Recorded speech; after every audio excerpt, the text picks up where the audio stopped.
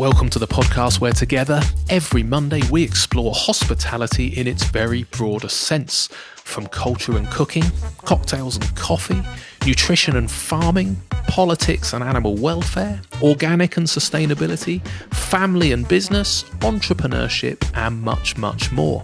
Come and learn with me, Mark Cribb, about where our food and our drink comes from, and the businesses and, more importantly, the human beings that thrive on where we decide to spend our time and our money. Sign up to our weekly newsletter at humansofhospitality.co.uk and hit subscribe on your podcast player of choice. In this week's episode, we are chatting to Rosalind Rathouse, founder of Cookery School at Little Portland Street in the fine city of London. Now, at 75 years old, when most people are thinking about taking their foot off the gas, this week's guest has plans to shake up the school curriculum. Forget home economics or food technology. Rosalind's vision is to offer every single child aged between 5 and 15 the chance to go on an annual week-long intensive cookery course. She believes immersing the younger generation in the delights of baking bread or preparing a roast would set them up for the rest of their lives and give them real insight into nutrition and sustainability. And Rosalind knows what she's talking about. Her teaching experience spans 5 decades, starting in South Africa in the late 1960s with a bit of culinary bribery. And in the 16 years since her cookery school at Little Portland Street opened, she has welcomed tens of thousands of students through its doors. They include senior figures from all over Africa, taking part in Desmond Tutu's African Leadership Institute training program. And if you're wondering what cookery has to do with executive coaching, all will become clear. I very much hope you enjoy this week's conversation. Rosalind Rathouse, thank you so much for sparing the time to be on the podcast. It's hugely appreciated. Can you just explain to listeners where on planet Earth we are today, please? Well, we're at Cookery School at Little Portland Street, centre of London, most polluted part of London. Not in here. In here, we've got beautiful air conditioning and the smell of fresh pastries. You've spoiled me already. I think I've had a croissant. Pain au chocolat. Yeah, you're spoiling me. Yes. Puff pastry day. Yeah, and a cup of tea. Yes. All made by your wonderful students downstairs. Yes. So I love coming to meet people in food and drink. Thank you for spoiling me so much. I'm looking forward to finding out about your cooking school. You've got an incredible history spanning multiple decades, and I'm really, really excited to meet you. But I want to start more than 50 years ago, I think. There was an interesting story about you in South Africa having to bribe policemen in the start of your career. Is that right? And can you just tell me a little bit about where it started and how you were so mischievous?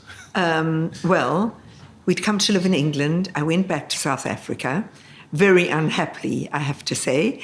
But we'd promised my husband's partner that we'd go back. And his dad had died just before we left, so we promised his mum we'd go back, and we went back to South Africa. So I found myself with 2 small children and not wanting to be there. So I started to teach friends how to teach, and it grew into a cookery school. There weren't such things as cookery schools around in the early 1960s. Late 1960s in South Africa. And we'd built a little house, and across the road from us was the special branch man. The special branch in the 60s, 70s in South Africa were dreadful. There was an element of Nazism in that. I've never thought about it until now, actually, the analogy. But perhaps even, no, I was going to say worse. They used to torture people. He used to work in somewhere called John Foster Square. I can't remember his name, but he was awful. And I used to have people coming to the house that were then called the servants, the girl or the boy, and they would come to learn to cook. Had to have white classes and black classes. You couldn't mix them.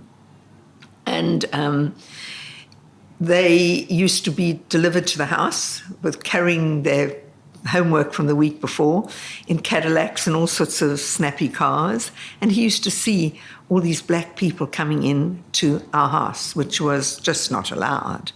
He knew what was going on.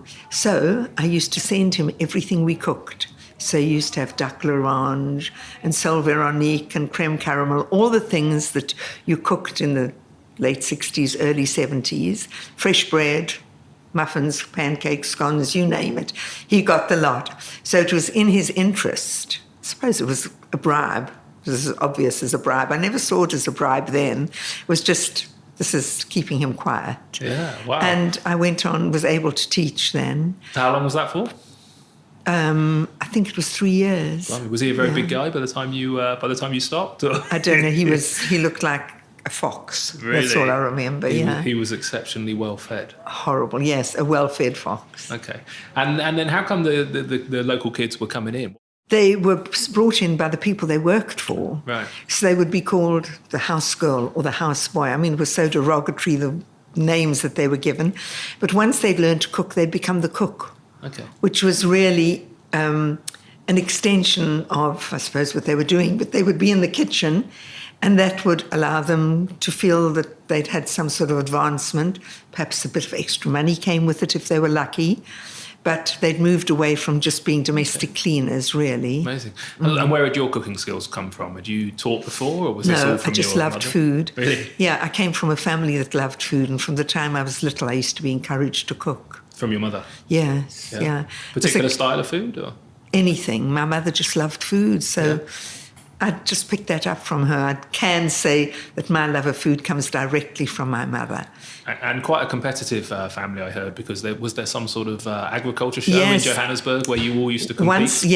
Once a year they had something called the Rand Easter Show. It was an agricultural show.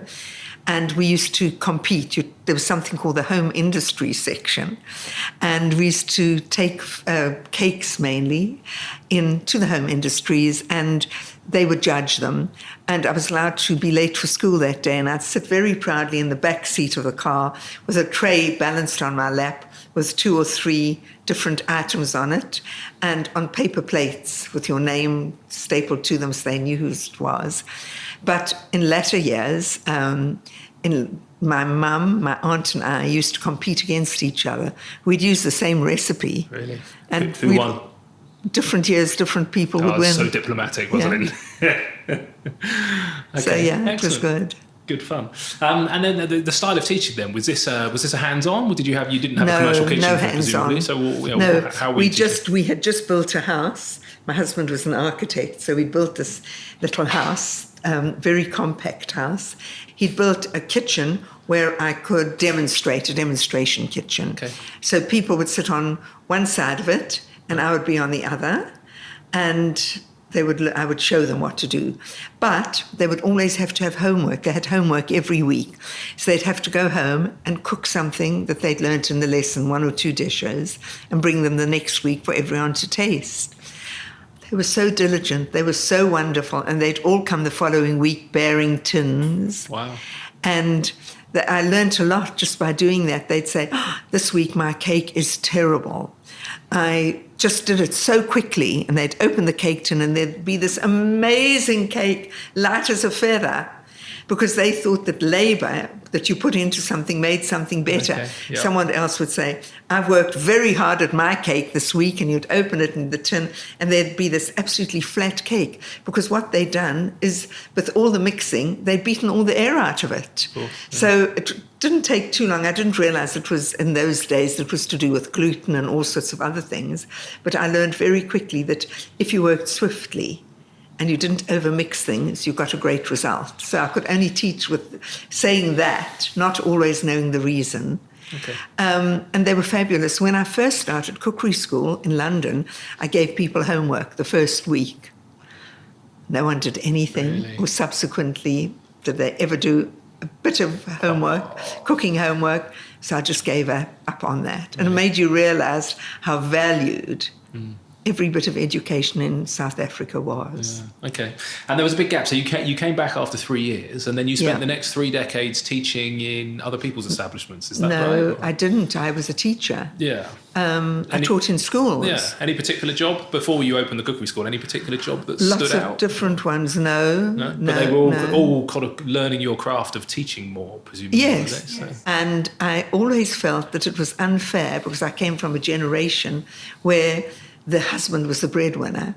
And being the breadwinner at that stage and not liking my job made me realize that what a responsibility it was for a man to have that sort of on his shoulders, and I swore that I would never not work, that it would always be shared, and it was. Wow. Yeah, he earned a lot more than me at various stages because we built a practice up for him, and he worked and brought in the majority of what we needed to live off, but I always did work.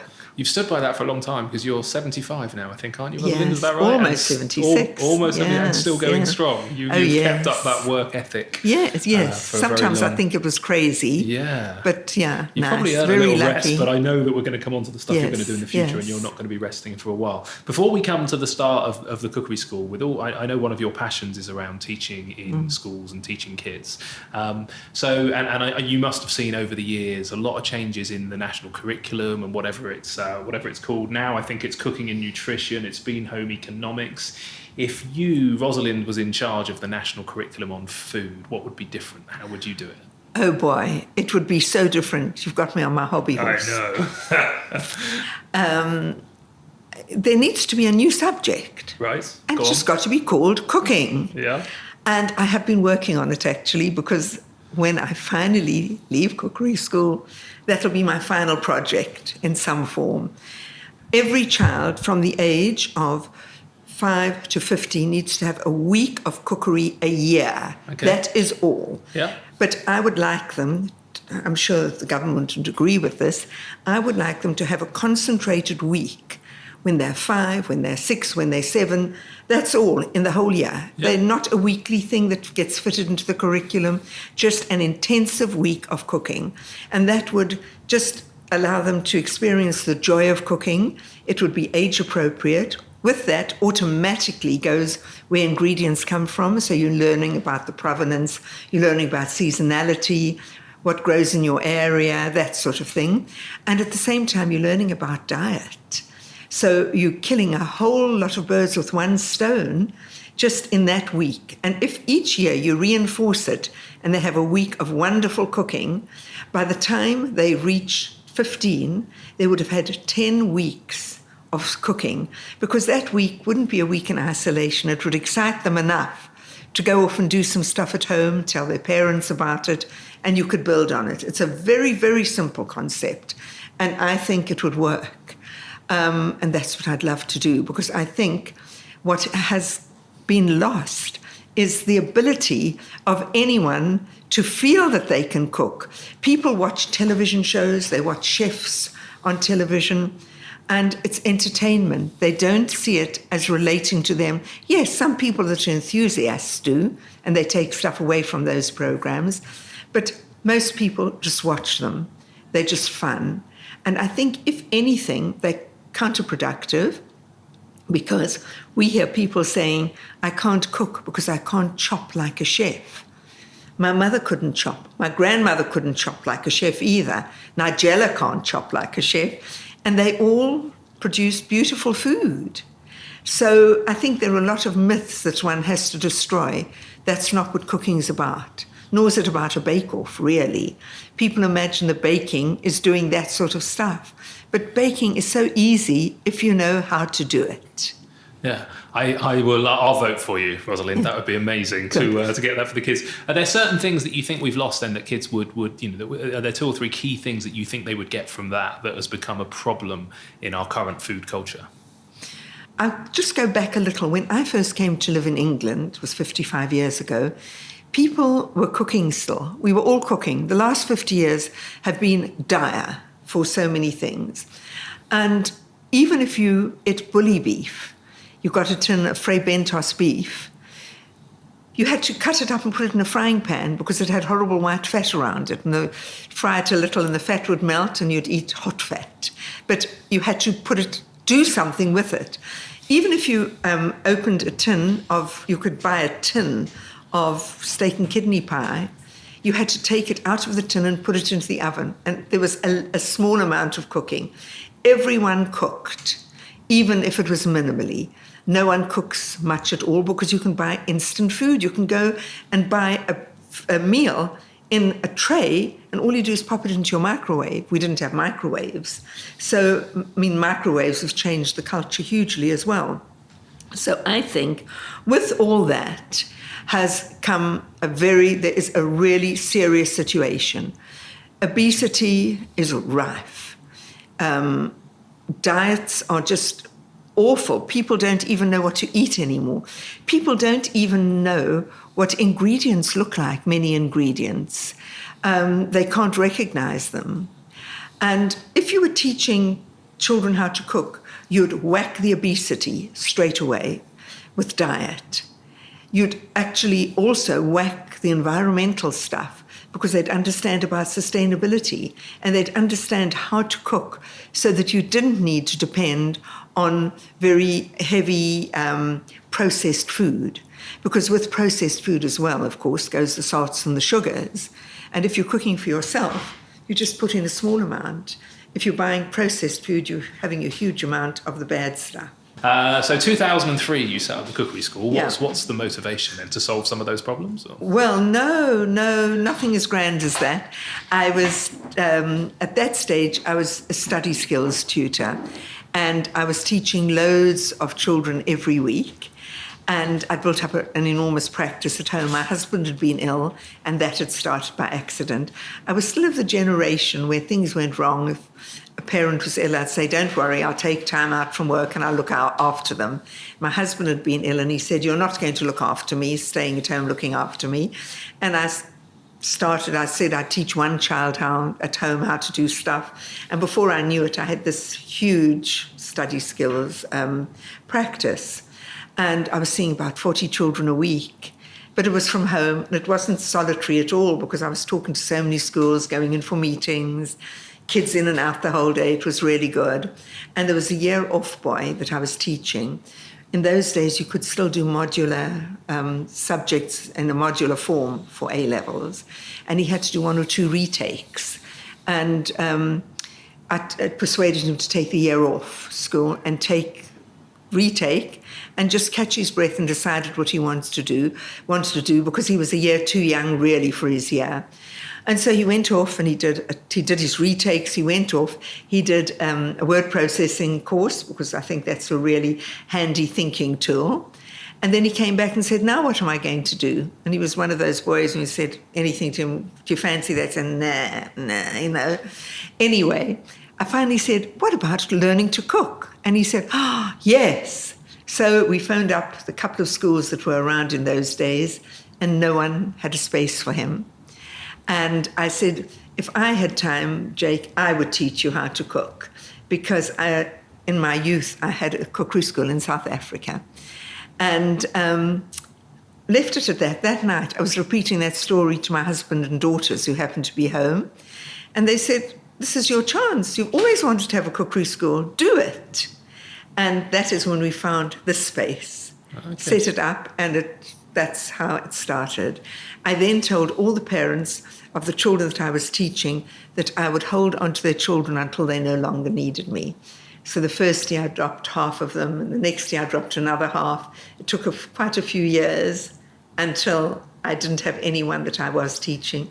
The few that I did teach used to come to Cookery School at 7 a.m. before school, and they'd have their lesson, occasionally the odd one after school, and finally they all disappeared, and I was able to turn all my attention to Cookery School. So 2006 comes along, and that's basically when you can go full time. And that was a brave thing to do, to get that building just off a conversation with your husband and your kids. I guess when you get home. It didn't feel that brave. Just felt like it was fun. Yeah, the next stage. Yeah, it must have been exciting having done it in South Africa in the 60s to finally, 2003 comes along, and all of a sudden you've got the startings of a cookery school in London. Did you feel excited, or did it just feel like at the next stage? No, it just fell into place. You don't. Yeah. There were always problems, setting things up, and you become involved with the detail rather than the principle of what you've done. Yeah. It's rather like looking back to South Africa now and thinking about teaching in those early days and the guy across the road. I think, how could I have done that? Were you crazy? Yeah. But the first thing I did actually was in a block of flats. I forgot that. We were the first flat in a huge block of flats, and that's where I did the first teaching. And in those days, I only used to do the maids that used to come to classes, and all the people in the building complained. Oh, really? And we were stopped. Okay. Yeah, they shut me down. What? And that's when we built the house. Right, excellent. And so I was sort of you were so focused on what you were doing that you just got on with it. You just left that rubbish behind you and got on with the next step. Yeah. And I think it was rather like setting up Cookery School here. It's just having decided to do it. You did it, and it just had to fit in with your life. Right. You know. So you open up properly. And, Yeah. Who were your clients? Who was Well, coming in? during the week, I couldn't teach much. I'd come in the evenings at 6:00. Oh, and Kay, that's with us now, started soon after that with me. So Kay's been with me for close on 16 years. And Kay would come in during the day and do some cleaning and some preparation. And then I'd come in the evening and give the odd class. And slowly it built up. Once I had a really gorgeous Japanese assistant. She swapped me helping in the kitchen for learning how to cook. Her name was Mai. She was fabulous. And sometimes I remember on one particular course, we had one man that did a 3-day course. The two of us with one man there. And my family said, "Are you absolutely crazy? Why didn't you cancel it?" I said, "No, we can't. If we teach him how to cook, he'll go away and tell other people about it, and that's how we'll build up." So it's hard to believe from those early days that thousands of people come through the school in a year now. Yeah. So how many is it now? You've said it. I read a figure of you've taught 40,000 people or something like that. Is that true? Well, it's 16 years. And if we're very conservative, you could say 5,000 people a year. I don't know Amazing. what that is. Yeah, Dreadful at math. Yeah, it's a lot of people. It is a lot.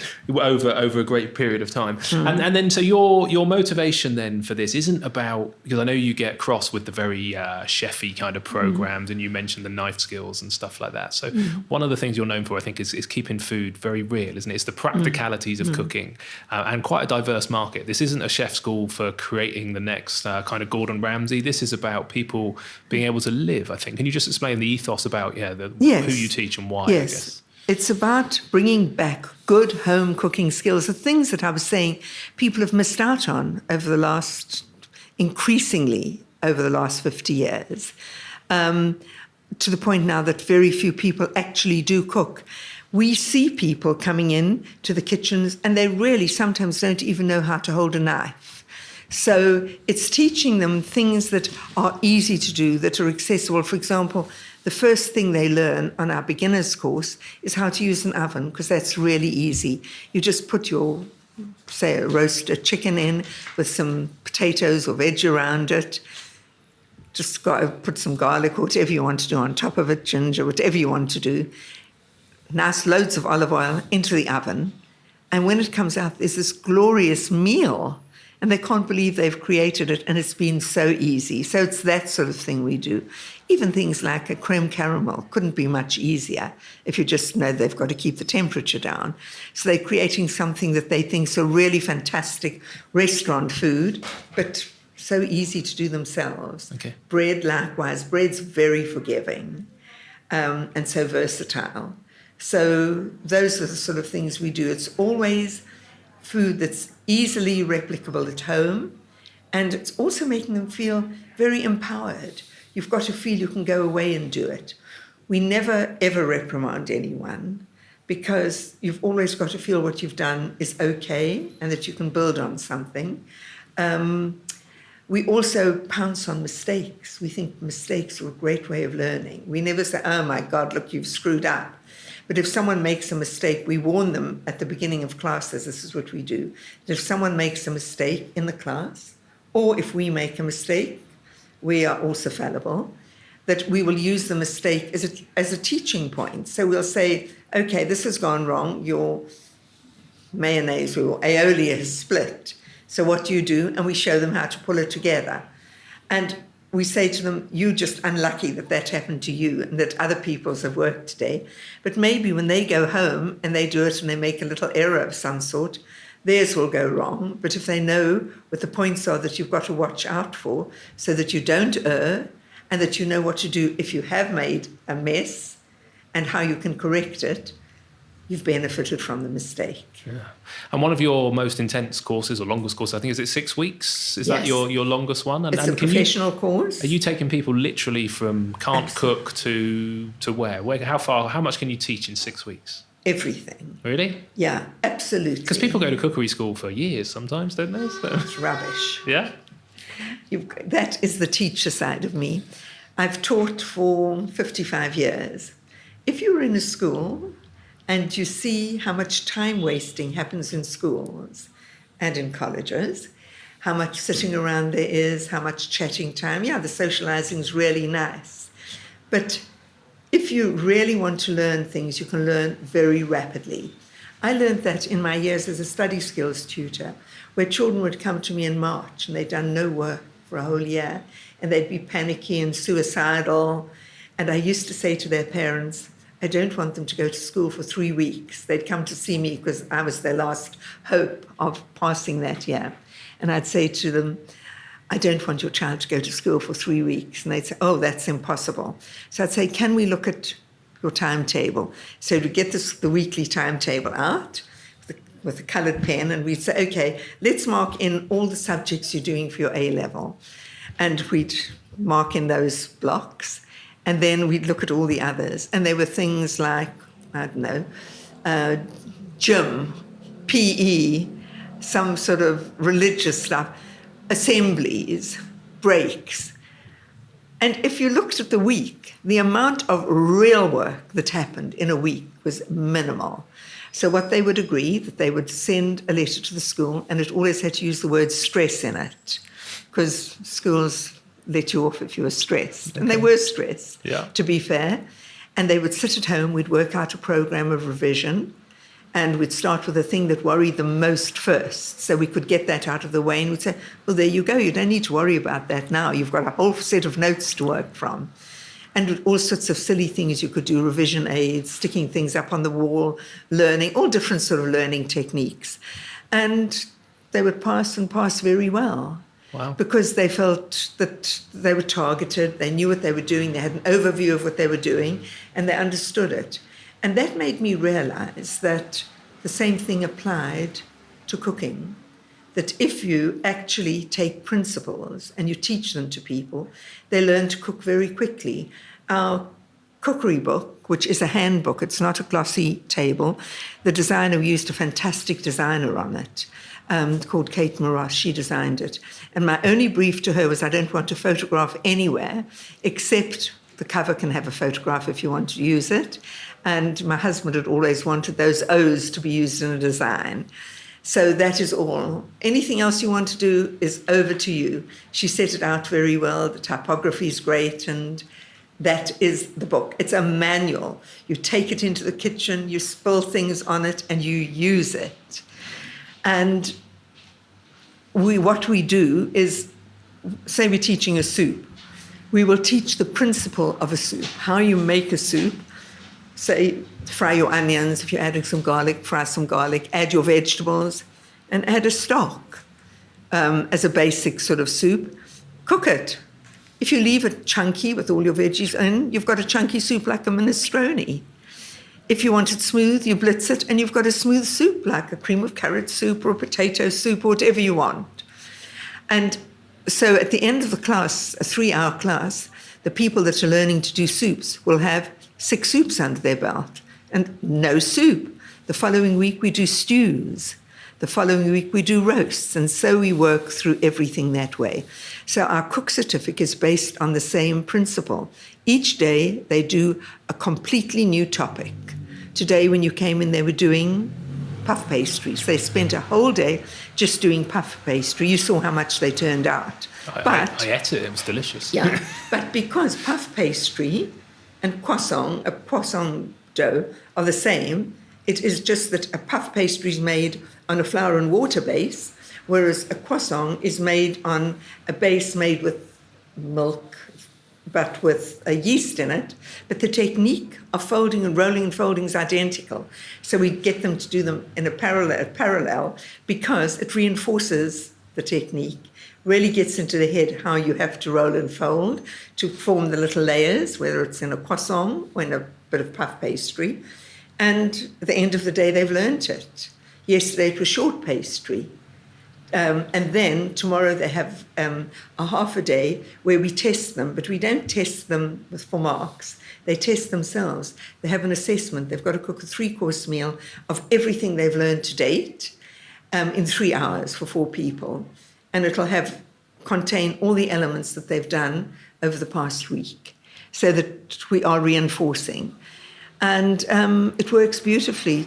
We know it works well because when we send them for a week's work experience at the end of the course to a restaurant, we use really good restaurants, umpteen times they've been offered jobs on the spot. Amazing. And they've come in very often unable to cook. Yeah, that's a great thing to offer, isn't it? I know so many chefs who do, 2 years at college or long apprenticeships and stuff like that. I'm a big fan of condensing stuff into, quick learning. So if somebody comes in, I guess I read a little bit about, a course that you did where there was a 13-year-old and an 80-year-old, I think, who met each other and ended up sitting next to each other. Isn't that lovely? Lovely. I love the idea. It was a beginner's course. Really? Just a few years ago. That's amazing. And he was doing, I think his wife had Alzheimer's and he had to learn to cook.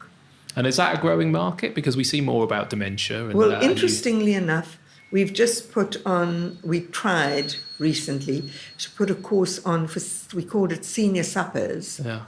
And we thought that it would be really attract people that want to learn to cook, because friends of mine say that they know lots of people that are either lonely or need to learn to cook. And we thought it would be such a great social thing. No take up on it really? At all. No, so we've abandoned it for now. Because maybe it's a route to market, because it feels like I was thinking of my granddad. It was a terrible cook because historically I think it was the wives that did most of the cooking in the house, and there must be a lot of men out there now who A, can't cook, but B, would be more willing to learn. And I think the social side, particularly love the idea of a 13-year-old and it's so 80-year-old easy. chatting The to each other. thing that upsets me about cooking is people that take ownership of cooking, especially chefs. Always make people feel that this is something big. Look what we do. This is, I really think good chefs, there is something big about it, but not in a different way. Because I think really good chefs take really good ingredients, cook them simply, and turn out something stunning. Yes. But there's this feeling that you have to be able to cook well. Cooking is just so straightforward. Yeah. And reputations are so flimsy. You hear people say, oh, so-and-so's a really good cook. It's usually because they can just do a few dishes well. Yeah. But cooking, I'm always saying to people that cooking's not like learning maths or learning English, where you start at the bottom, learning letters and learning words and so on until you can read sentences. You could say, learn to make bread and be a brilliant bread baker and not be able to make a stew. And each area is quite different, requiring different sort of skills. But once you've got them for life. And they are so straightforward. It's just that you've got to do it. Yeah. And as soon as you do it, you think, wow. Yeah, I think the skill of the chef often is not so much, lots of people can cook and cook for a family of 4 or a family of 6. I think when you see a chef come into their own is when they've got 180 people coming in for dinner that night, and then another 200 coming for breakfast and lunch, and then when you get in the kitchen you go, oh my goodness, they're producing en masse, and that's where it becomes a real profession. But actually you're right, the cooking of many of the dishes is super simple and such a phenomenal life skill. Yeah, and it's organisational too, isn't it? Very much so, military It's all in the preparation. Yeah. So one of the other things, apart from just your passion and your simplicity, I suppose, is your love of sustainability, both in some of the practices, and you've got some really good tips on things you can do in the kitchen to be more sustainable, but also in the provenance of the food. So your desire to follow the seasons, that you predominantly use organic meat. Just looking at the supply chain a little bit to start with, why do you think that's important? Why is organic important? Why is it important that chefs know where the food comes from? I think it's very important that you know where it comes from, because otherwise you can't understand how to use it. Or go the other way around. If you're using it, you ought to know where it's come from so that you know that it's good. When we used to do, in the early days of Cookery School, we did a lot of chef training, huge amount of chef training. And we used to send chefs out with money to go and buy seasonal ingredients. And they'd come back in the middle of winter with sweet corn, or they just had no idea of seasonality, which made me realize that we live in a society now where you can get anything at any time of the year, provided you're prepared to pay for it. And also, no one has any idea of what the season is. I remember even when I first came to London, I was working on the Harrow Road, in the summer, they used to have these barrows just with heaps of strawberries. We used to live for that summer when the strawberries came. As a child, I remember that when we used to call them nachis, satsumas came in the winter. The excitement of eating those nachis, those satsumas, was so exciting. You don't have that much anymore. No one longs for the change of season because they're not so clearly differentiated anymore. If you buy seasonal food, it's usually cheaper, it's usually local, and it brings the changes. I think that's really important. And of course, it brings down the carbon footprint of everything you do, and that's really important. I always give the example of asparagus, which I think is such a phenomenal ingredient, and it's only in season for 10 weeks. And that's exactly the same with strawberries, really. You can eat asparagus all year round, but most of the time it's rubbish. Awful. It's That's been flown South American in. muck. Those Egyptian strawberries, but you're right, hit the seasons, and that's exciting. That's and I do agree also that, I don't know, I think there's something good for our psychology that if we know what's growing in the ground and we follow the seasons on our plate, I just think it's good for keeping us grounded and not being depressed because it's the end of summer and autumn's coming, but be excited about the fact that, the butternut squashes are coming into season and the pumpkins, and then when spring comes and all of a sudden the land comes to life, I think and it's everything's good. green and fresh. And I think it's good. I think there's something hardwired into our DNA that we've forgotten, and actually, through food and through growing is a really easy way to get back to that. I have the Riverford organic veg boxes delivered each week, and it's admittedly I'm in the trade, but it's so exciting to see what's coming through, and it really reminds you of what's going on. And outdoors. Also, they put unusual things, don't they? Things that are perhaps what people sometimes refer to as forgotten veg. Yeah, absolutely. And they're so delicious. Things like green garlic. I love it when green garlic comes in. We do a beautiful green garlic souffle. Yeah. Just sensational. And I dream about that as well. Amazing. Yeah. So apart from the produce, the food, there's also a number of things that you can do in the kitchen, I think, for sustainability. We touched on plastics earlier. I think you've got advice on, put a lid on the saucepan. Am I right in saying that you actually run a sort of sustainability course and a waste course? Yes, we run a day Right. called Sustainable Kitchen, where we show people how to be sustainable in the kitchen and how easy it is. So can you give us a few tips? Well, yes. What we do, for example, is they go out. The morning is spent just watching videos, seeing horrendous practices, so people realize what does happen in the world with food, and becoming au fait with terminology and things. So you're speaking, it's very easy to speak to them, because if you're talking about methane and methane output, that's so horrendous now for our environment, they know what you're talking about. And they understand why they should be doing something to try and reduce them. I think that if you actually say you have to do this or that without a reason and without understanding, that's a tall order. So we spend the morning doing that, talking about people's experiences, and we often have really interesting people on the courses that are in some area of environmental activity. Then we give them money and a grid, and they've got to go to the supermarket and they've got to fill it in. And they've got to see where a piece of fish, we use fish because that's such a difficult one, piece of fish, they've got to buy a piece of fish, a local veg, and a local fruit. And they have to fill a grid in for all sorts of things, where meat's coming from, where flour, milk, very basic things. And the grid asks them where it comes from, whether it has any accreditation, like Red Tractor or maybe Soil Association. And they do that as a group, and they divide themselves up, and they each usually take a section and do it, and then they share their findings afterwards and discuss them. And then they've got to come back and they've got to cook this meal. In addition to what they've bought, they have to use some waste ingredients in the kitchen. Of course, we've got things that have wilted or that could be used in a soup, but there's always a pile of waste ingredients, usually veg, that they have to use. So they cook a meal, and what they learn from doing that is, firstly, they've learned about ingredients. Then when they come to do the cooking, how do you cook it? If you've got one piece of fish on a tray, are you going to turn the oven on and use it with all the energy that entails? Or are you going to just cook it on a hob? Or are you all together going to say, we're all going to cook in the oven, so that you really use the energy that the oven has well? in the same way as we would say to chefs, don't go into the kitchen. I'm sure you know about this. And as you come in, turn the salamander on and the oven's on. And all the hobs maybe, just for good luck. Drives me bonkers. When I walk in at 10:30 in the morning, That's and you right. think, we've finished breakfast, we've got an hour till lunch. Just Why turn are it all the all, hobs on? That's right. Turn it all off, which is the same sort of thing in the kitchen. Just drawing your attention to why you do it. Yes.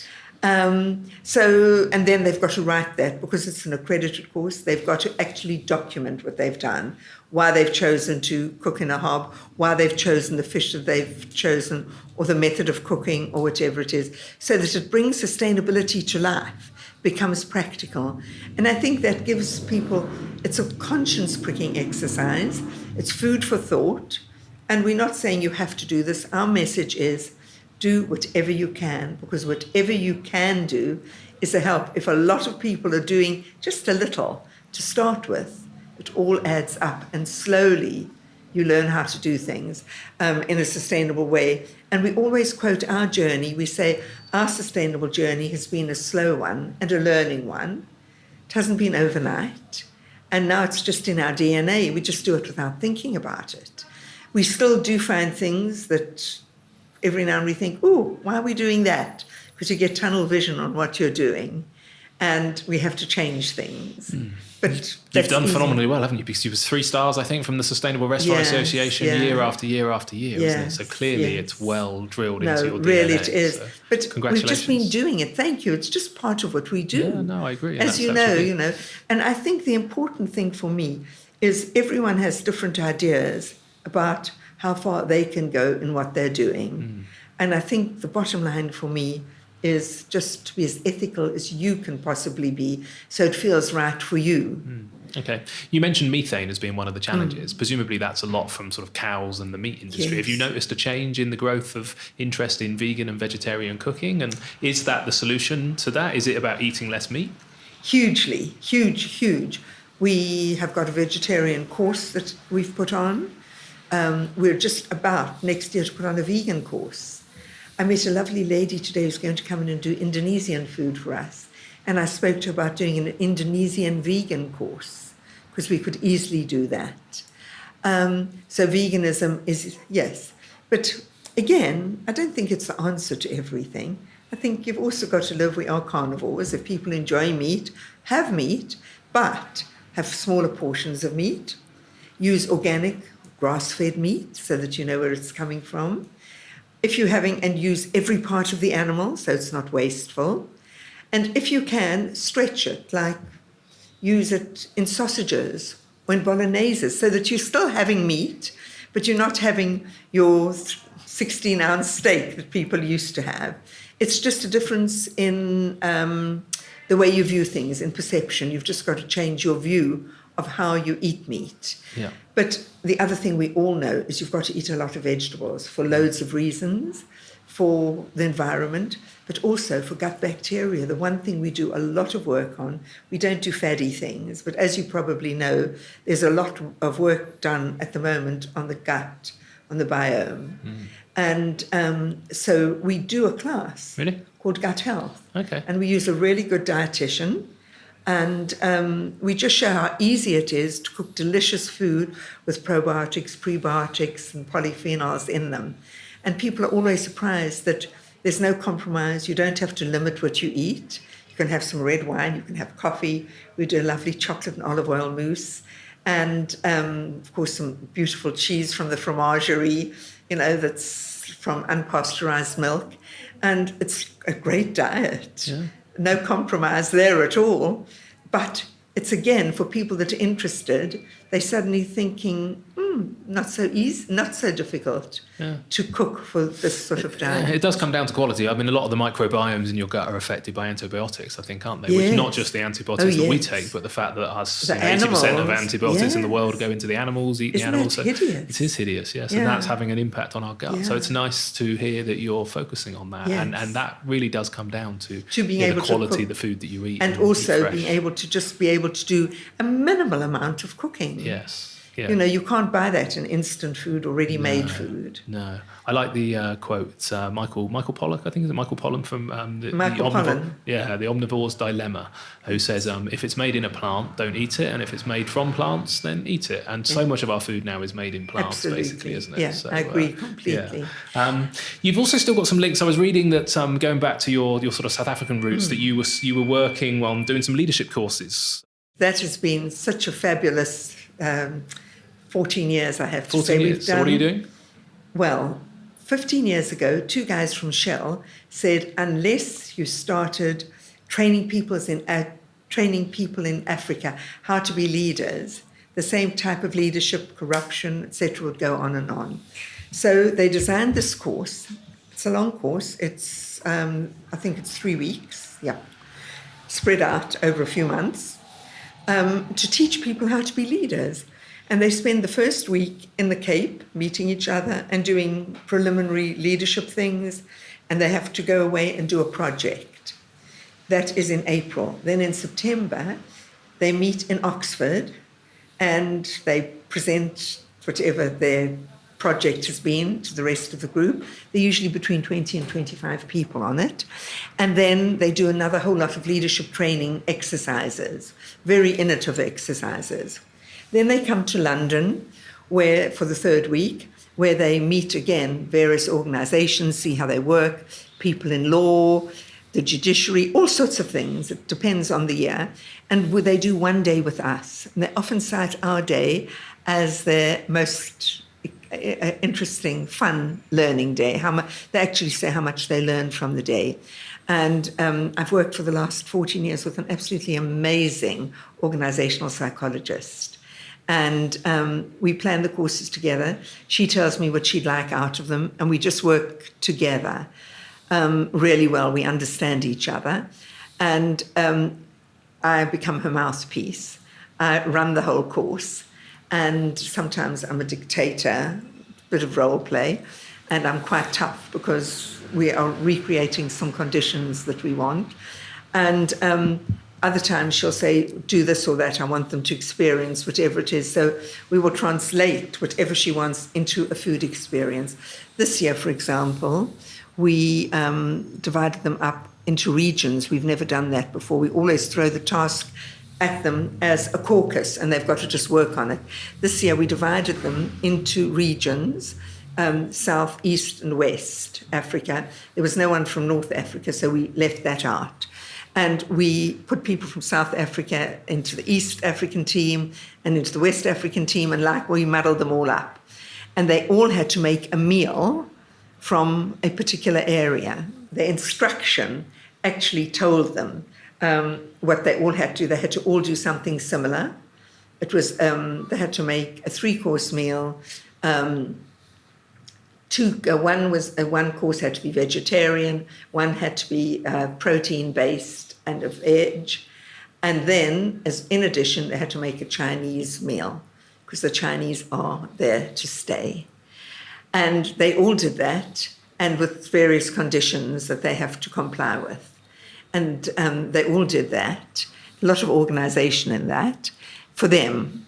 When they'd finished that, we ripped their labels off from the teams they were in. We've never done this before. And we then gave them a label. The first label said their name and East Africa, West Africa. It would be West Africa, Nigeria, East Africa, Kenya. We actually gave them a country that they had to cook from and gave them ingredients from that country. Then we got them to rip their apron labels off and replace them with their name, and it just said Team Africa. And the task, which was a really hard one, was to find a meal and plan a meal together, all 22 of them, that represented Africa. And that was really hard because the meal is unimportant. Mm-hmm. What was important is the thinking of what do we have in common, and the reason for that was the African bloc's just formed. Nigeria has been the last country to join it, and it's going to be it is the biggest trading bloc in the world. It's not really operational yet. They've got a long way to go. But it was starting to make them think about themselves as a bloc We are Team Africa. Amazing. Yeah. So it was fantastic. Yeah. So it's not so much about the food and the learning to cook. It's all about the psychology and the teamwork. And this gets filmed, is my understanding. Yes, it's all filmed. And then they go back to usually use RIBA, the Royal Institute of British Architects, in the morning. When they arrive, we give them a wonderful African breakfast there, and they do their planning there. Then they bring the ingredients over. We give them boxes of ingredients. They carry the ingredients over. There are loads of them, so they just share the ingredient carrying to the kitchen, straight into the kitchen, and get working. But in previous years, we've done different things, like something that comes up every year is corruption. Yeah. But we've got to keep it fresh because they speak to each other. They convene across Africa and in their countries periodically, and they talk about it. So we've always got to have new ideas. That's the testing. But one of the things we've done is corruption's a big thing.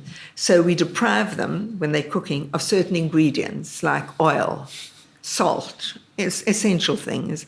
And then Edwin, that you met, will sidle up to someone with about this much oil, a fraction of oil in a little bottle.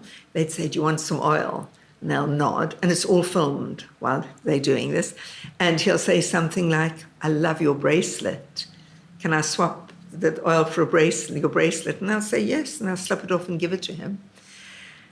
And that isn't the important part. The important thing is that they've done it. Because when they go back to debrief later and they see themselves doing that at arm's length, what it allows is a discussion about taking bribes or being corrupted. There's no difference taking oil really at Cookery School or taking a black diamond from someone. And what it does is it then starts a conversation around how do you recognize if someone's, the word that comes to mind is grooming you, or is approaching you in the way they oughtn't to, what should you be doing, who do you share it with, and so on. So a lot of the issues that we have there are almost metaphors for what happens in the real world. That's great. The kitchen becomes a microcosm of what happens in the real world. You should take some bits of that with your idea about putting it into schools with kids, isn't it? Because the stuff they could learn similar principles, I think, couldn't they? If you did it over 10 years at school. Yeah, it's such strong learning. And the people on it are amazing. As Karen, the person that I work with, the organizational psychologist, says that when you're with them, you always think, have I ever been in a room with so many illustrious people? Because they're so energetic, they're so enthusiastic, and they're just so smart. And each year there's a new group, and amazing. They're more beautiful than the ones the year before. Just fabulous. Yeah, it's really, really exciting, isn't it? So clearly, you've got, you're well respected and loved for what you've done over so many decades. For how many people you've taught. Funny enough, it doesn't feel like. Does it not? No, I did some research. No, but you know what you do? Maybe that's other people's perception. You do. I'm sure you feel the same thing. You do what you do. You do. Because that's what you just set out to do. You don't actually think about it. But not everybody does it for as long. So here you are, 75. That's true. Any thoughts on retiring? And if not, what's next? Well, Cookery School's been fantastic because my husband died a few years ago. And I think if I hadn't had Cookery School, that I had to get up for every day, I'd known him since I was 17, so it was a lifetime. It was like losing half of me in a way, of myself. So I knew I had to get up and go and do what needed to be done at Cookery School. So it was my salvation in a way. But it's going to be time to move on soon, and that is going to be into food education, because I am quite outspoken, as you've probably realized. I think that you only really have one chance, and I think you've got to say and do what you believe, and you've got to live by that. Yes. And I think that I am horrified when I see the state of the cooking and the lack of knowledge people have on it, and that's something I'd like to do. We have a policy at Cookery School. We never ever say no to children. If a school phones and if they have a budget or if they don't have a budget, we say, yes, come in. We can't do a long session with you, but we can do a session with you, because that session can sometimes be pivotal in changing the mindset of a few children that have never encountered the experience that we're giving them. And I think that they love cooking. Children of all ages love cooking. I've yet to meet a child that says no when they come into the kitchen, leave me out. They never do. Yeah. They're always involved. And that would be the next thing I would do. Yeah, that would be exciting. You're going to team up with, so Jamie Oliver's tried to sort out what people get fed in the first instance. You're going to go and try and sort out what they cook? You teaming up? Well, I think he is fantastic. I think that what he's done has been absolutely brilliant, because I think he's highlighted, but that was school meals. I know that a lot of chefs are trying to bring teaching of cooking into schools, but unfortunately they're chefs, they're not teachers. And I feel that, having taught my whole life, teaching is a skill. Not everyone has the skill of teaching. It's something you acquire and you understand. And I think you've got to be a teacher. It's great to share what they're doing. I'm not knocking it at all, because I think it's brilliant. And I think that's such a step in the right direction. But I feel even more strongly than that. I believe that has to come from the government. I think we do too much these days of doing things from the bottom up. With enthusiastic people, there has got to be a government commitment, and it's urgent. It's as urgent as climate change, and I think they go hand in hand in many ways, and they've actually got to do something. And I think that's what we've got to prevail on them to do. Yeah. No, I think you're right. I think just lecturing and telling people to change their habits isn't going to work. You've got to show them, you've got to make them believe, you've got to make it real, give them the experience. I'm a governor at a primary school, and my wife's a primary school teacher. And you're right, some people have a teaching gift. My wife, Fiona, can walk into a classroom and the kids kind of look up and respect her. I walk into a classroom and they just see human climbing frame, and they have to run absolute riot. So even though my knowledge and passion is there for food, you need good teachers. And you need a good curriculum. So I think what you could do is you could really write a great curriculum with your knowledge. And the fact that you've managed to come up with a 6-week cooking course is a great start, I think, isn't it? It really works. Well, I was going to just ask you one thing. Has your wife got a teacher's voice? Has she got a certain air of authority? She's got this aura. She's one of these teachers. She's one of these new age teachers, I would say, or maybe it's old school. But she can walk into a class. She doesn't need to raise her voice. She can walk into a class and she can put up her hand in a certain way. She can even close her eyes and just go silent.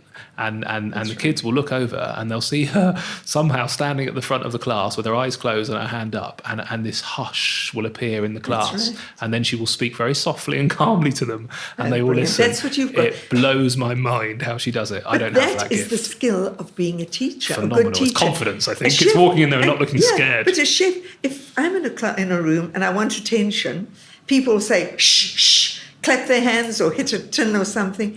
And you say, no need, just leave it, because it's a Chinese whisper. If you stand silently for long enough, they'll start nudging each other and pointing at you and being quiet, even adults. Yeah, no, it's very true. And I think that's one of the skills I was saying of being a teacher, is just knowing how to, in inverted commas, work people. Yeah, it's incredible. Even in an assembly, to be able to walk out in front of 500 kids and they go quiet and listen to you, I think is phenomenal. So yes, we should celebrate teaching more and teachers, and we should definitely get kids cooking more.